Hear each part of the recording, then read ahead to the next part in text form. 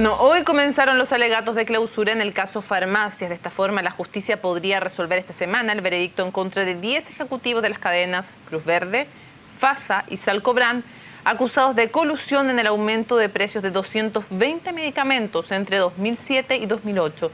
Queremos ahondar en este tema y para eso saludamos a Jaime Mulet, abogado querellante de la causa. Abogado, gracias por acompañarnos. Lo primero que quiero preguntarle es, ¿qué expectativas tiene usted en cuanto a posibilidad de condena para estos 10 ejecutivos o ex ejecutivos de las farmacias? Bueno, muy buenas noches. Mira, la verdad es que tenemos, yo en particular, buenas expectativas para pensar que va a haber una condena, que los ejecutivos van a ser condenados penalmente por el caso colusión. Fíjate que ha habido un trabajo, y quiero destacarlo, del Ministerio Público, en particular el alegato hoy día que hizo el fiscal Jaime Retamal, un gran trabajo. Se nota que ha habido una acuciosidad por parte del Ministerio Público que ha permitido durante todo este proceso, en esta etapa del proceso, en este juicio oral, un trabajo muy profundo que creo yo, con la ayuda nuestra como querellantes, con nuestro abogado, con Fernando Santelices, con Ramón Briones, que ha permitido comprobar con los medios de prueba que permite la ley que la colusión existió y que el delito de alteración fraudulenta de precios existió y que obviamente provocó este grave daño a cientos de miles de chilenos. Entonces, mis expectativas son optimistas en cuanto a vamos a obtener sentencia condenatoria. Creo que el tribunal así lo va a dictar en los próximos días. ¿A qué se exponen como máxima pena estas personas? La pena solicitada por el Ministerio Público y que nosotros adherimos en la acusación es una pena de hasta 5 años. De manera que si se dan los 5 años, implica pena privativa de libertad. ¿Por qué? Porque la pena que tiene asignado este delito es una pena relativamente baja, el delito de alteración fraudulenta de precios. Pero como fueron numerosos delitos sucesivos que se cometieron, es posible, y el fiscal así lo hizo, pedir esta pena de 5 años.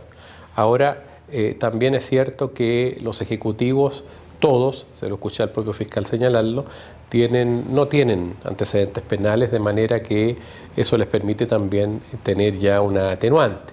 De manera que es una situación respecto del monto de la pena, la sanción, que va a tener que determinarse por el tribunal en los próximos días, pero yo creo que va a haber condena. En concreto, ¿usted cree que va a haber alguno de quienes eran ejecutivos de estas cadenas de farmacias que va a estar tras las rejas al menos un día? No lo sé, yo tengo la esperanza, es la pena máxima la de 5 años y es la que permite la privación de libertad efectiva. ¿Es difícil entonces? Pero lo importante... ¿Perdón? ¿Es difícil entonces que alguno realmente pase algún día tras la reja? Sí, es difícil, pero lo importante es que van a ser condenados y van a tener sanciones penales en su papel de antecedente, en su historial, y el efecto que esto produce es muy importante. No descarto la privación de libertad, digamos la pena efectiva de cárcel, pero debo ser razonable en esto y es difícil.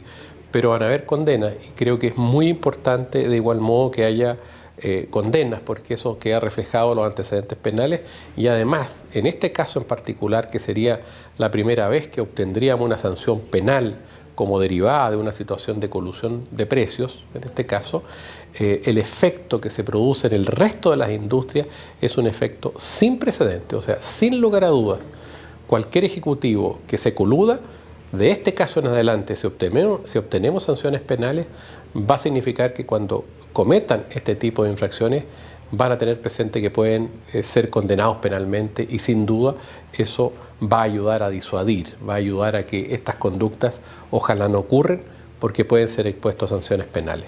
Señor Mulet, con las redes que hay en nuestro país, las redes de conocimiento entre hombres de negocios, entre políticos, ¿realmente, si es que no van a la cárcel, tiene algún efecto disuasivo el ser condenados penalmente?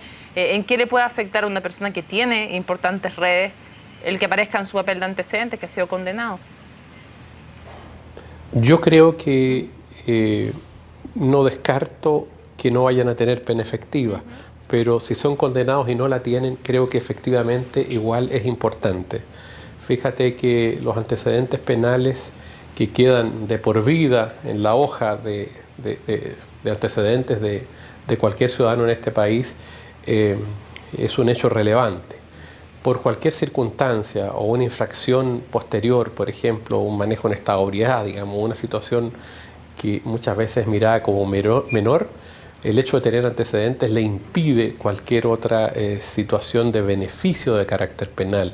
De reprochable conducta anterior. Se elimina la irreprochable conducta anterior, dice usted, eso es lo importante. Exactamente, se elimina la irreprochable conducta anterior y eso creo que también es importante. La sanción penal no necesariamente tiene que ver con cumplir tras las rejas, digamos.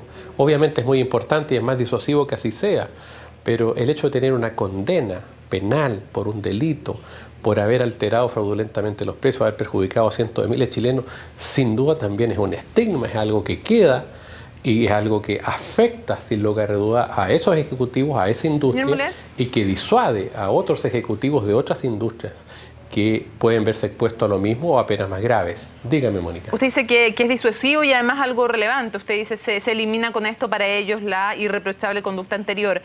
Después de eso, una pregunta que está en otro ámbito. ¿Usted ha visto arrepentimiento en algunos de quienes eran ejecutivos de estas cadenas de farmacia? En las declaraciones que yo he visto, no. Para serle bien honesto, no he visto situaciones de arrepentimiento. Tampoco ha habido disposición de colaboración en este juicio penal dentro de lo que yo he visto. No veo arrepentimiento y eso es muy lamentable, por cierto.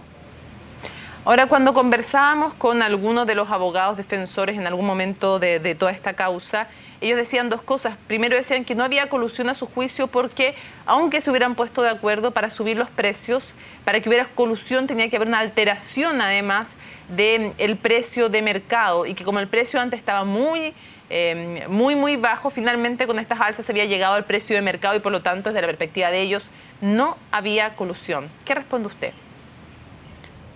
Mire, esa hipótesis como otra que ha desarrollado la defensa yo creo que no se acreditaron en definitiva. El precio por el cual se ponían de acuerdo en una metodología del 1, 2, 3, donde lo subía una primero, después la segunda, después la tercera cadena, está absolutamente acreditado en el proceso y en el juicio y en esta etapa probatoria también. La cantidad de mail que hay entre los distintos laboratorios que funcionaban como vaso comunicante de la farmacia y entre la farmacia de sus ejecutivos es clarísima en orden a que hubo colusión y que se alteró el precio natural, que es el precio de mercado. El precio natural es el precio de mercado, como se ha acreditado y se ha expuesto en el tribunal, y ese precio que se alteró fue producto de una colusión, de un acuerdo entre las cadenas de farmacia ayudadas por los laboratorios, de manera que no hay duda de que hubo colusión y yo creo que a esta altura no hay duda que eso se ha aprobado de manera muy eficiente por un brillante trabajo que ha hecho el Ministerio Público y debo reconocerlo y decirlo porque en algún momento tuvimos como querellantes discrepancias con el Ministerio Público cuando quisieron poner término a este juicio con una suspensión condicional del procedimiento a la que me opuse y apelé y permitió este juicio oral. Sí, claro, cuando se habló de la... no tengo nada que decir en esta etapa del Ministerio Público. Cuando se habló en un minuto de las clases de ética. Exactamente, que iban a recibir como castigo las clases de ética y había una suspensión que fue avalada en su minuto por el Ministerio Público y muy criticada socialmente también en su minuto. Ahora, algunos también sostienen que esto es un doble juicio porque esto ya fue sancionado por la Fiscalía Nacional Económica y aunque esto es una instancia penal y es otra instancia, por tanto, quienes han defendido a los ex ejecutivos sostienen que aquí hay un doble juicio y que eso no es correcto. ¿Qué dice usted? Esa es una de las tesis que también han expuesto, digamos, eso no es efectivo. En primer lugar, el Tribunal de la Libre Competencia y con ratificación, confirmación después por la Corte Suprema, sancionó por colusión a las empresas, a Salcobran, a Cruz Verde. Y FASA tuvo una situación especial ya que llegó a un acuerdo de conciliación. De manera que las sancionadas fueron las empresas, las sociedades. Aquí el delito lo cometieron personas naturales, ejecutivos, gerentes comerciales, product managers, gerentes generales de estas cadenas de farmacias y laboratorios. De manera que aquí no se ha juzgado a estas personas antes. Señor Mulet. Con cierta... ¿Sí? Pero ¿Qué Dígame. sentido? Entiendo, usted dice que no, hay una diferencia, en una son juzgadas las empresas y en otras las personas, por lo tanto no hay doble juicio de las personas. ¿Qué sentido puede haber para alguien de cooperar ante la Fiscalía Nacional Económica a través del sistema de delación compensada si luego puede ser perseguido penalmente? ¿No puede ser un desincentivo para la colaboración?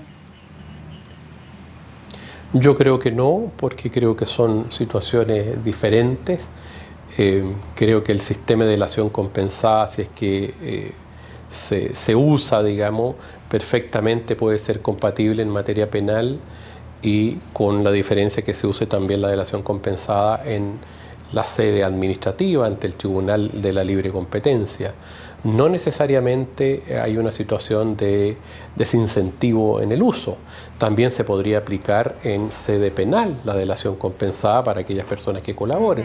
De manera que creo que si se legisla bien y se regula bien, en ningún caso produce ese desincentivo, que es el argumento que ha usado también la defensa para decir, mire, el hecho que sea sancionada penalmente también la colusión implica que no se vaya a usar la delación compensada. Señor Mulet, eso no es así, es un argumento de la defensa solamente. ¿Usted diría que hoy las grandes cadenas de farmacias se siguen coludiendo? Yo no lo puedo comprobar. Es posible que haya cierta colusión implícita en estos mercados tan estrechos. O sea, que no hay una maquinación como la que hubo entre diciembre del 2007 y abril del 2008, que es materia de este juicio penal. Hoy día, como es un mercado tan poco competitivo y tan oligopólico, donde hay 3 operadores que manejan más del 90% del mercado, puede que haya una colusión implícita, como lo dicen alguna de las colusiones que se produce, o sea, sin una maquinación, sin una situación de carácter delictivo. Y eso desgraciadamente ocurre en muchos mercados en nuestro país, no solamente en la farmacia, sino que en muchos otros, la ISAPRE, los bancos, en fin, donde hay muy pocos operadores, entonces se dan las situaciones y los precios más o menos similares. Pero yo no me podría afirmar hoy día que hay una colusión explícita, digamos, que se estén poniendo de acuerdo para... no tengo elementos de prueba, pero creo que hay que dotar al Ministerio Público y en particular a la Fiscalía Nacional Económica de mayores elementos para protegernos a nosotros los consumidores, no solo de las farmacias, sino que de todos los mercados oligopólicos, donde pocos actores, en definitiva, perjudican, ¿cierto?, la libre competencia y perjudican a los consumidores, que terminamos pagando mucho más por los pollos, por los pasajes, por los vehículos que venían en barco. Hay una serie de casos que ya han estado absolutamente descubiertos y que la ciudadanía conoce, donde nos hemos perjudicado en cientos de millones de dólares todos los consumidores chilenos. ¿Deben restablecerse las penas de cárcel para delitos de cuello y corbata? En el pasado lo hubo y son muchos los parlamentarios que se oponen a esto. Usted fue diputado. ¿Cree que debe restablecerse la cárcel para los delitos de cuello y corbata? Yo creo que sí, Mónica. Fíjate que Chile cambió. Y este caso que lo partimos en sede penal el año 2009, cuando hice la denuncia para que el Ministerio Público interviniera, han pasado ya 5 o 6 años desde entonces. Y yo creo que hoy día la situación ha cambiado. Hoy día hay mayor conciencia. Antes, incluso años más allá, más atrás del 2007, era más difícil que la gente se dé cuenta, que los tribunales, yo tuve juicios importantes tratando de cierto, sancionar a otras empresas que se coludían, como las telefónicas, en fin. Y luchábamos en los tribunales y era muy difícil, no había conciencia, diría yo, pero hoy día, con lo que está pasando en el país, creo que ha quedado en evidencia el abuso que hay por parte de muchas empresas y este entendimiento que hay entre el poder económico y el poder político, que de alguna manera protege al poder económico y se ha protegido a empresas y no se les ha sancionado como debía ocurrir. Lo que ha pasado con el financiamiento de la política por parte de los grupos económicos, que ha quedado en evidencia en los últimos meses, creo que a uno le explican muchas de las situaciones que no ocurrieron o que ocurrieron con anticipación, que no fueron sancionadas, y muchos abusos que hoy día no van a ocurrir. Y yo me alegro de haber sostenido esta acción penal y espero que haya una sanción efectiva en los próximos días por parte de los tribunales. ¿Sí? Usted acaba de decir, el poder político ha protegido al poder económico. En concreto, ¿usted cree que se ha legislado o se ha dejado de legislar también, por ejemplo, respecto de los delitos de cuello y corbata y de otros temas, simplemente porque aquí el dinero ha tenido una influencia en la legislación chilena, en los legisladores chilenos? Yo creo que sí, honestamente yo creo que sí. Yo creo que se pudo haber hecho mucho más. Me tocó ver cuando fui parlamentario, uno muchas veces no entendía por qué no, por ejemplo, regular de mejor manera las tasas de interés, por qué no aplicar sanciones mayores en la legislación de la libre competencia, no sé, y muchas otras, por qué no tener un royalty un poquito mayor para las regiones mineras, sino que siempre poquititos, pedacitos, porque las grandes empresas o los intereses que había detrás normalmente, ¿cierto?, podían afectarse. Y bueno, se daban distintas razones, obviamente razones económicas o de otra naturaleza, pero yo creo que se pudo haber hecho mucho más y creo que las cosas están cambiando en ese sentido y para bien. Y para bien. Para cerrar, la nueva mayoría y la presidenta Bachelet, ¿han tenido algo de complicidad en esto que usted dice, la protección del poder económico, o usted separa la acción de la presidenta de la acción de la nueva mayoría?